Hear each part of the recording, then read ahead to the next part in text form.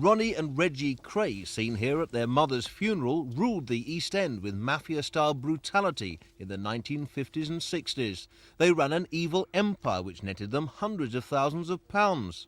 The two godfathers of London's criminal world, known as the Twins, were jailed for murder in 1969, with a recommendation they should serve at least 30 years.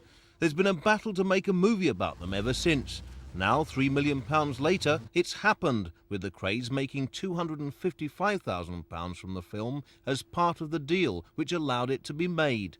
Featured are pop star brothers Gary and Martin Kemp, who grew up in Islington and shot to fame as members of Spandau Ballet.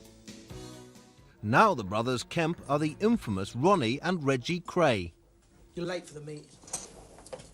Didn't know there was one. It's called urgent. By who? By me. Will you put the biscuits down?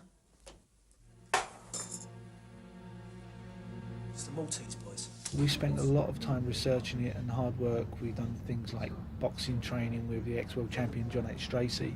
We went back to drama school to do improvisations as Ronnie and Reggie, the characters.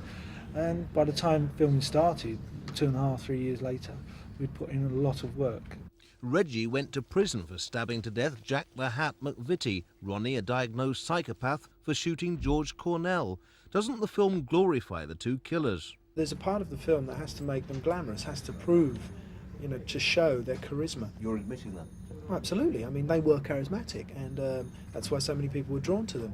The film has to do that, and then it has to show you the other side of the coin.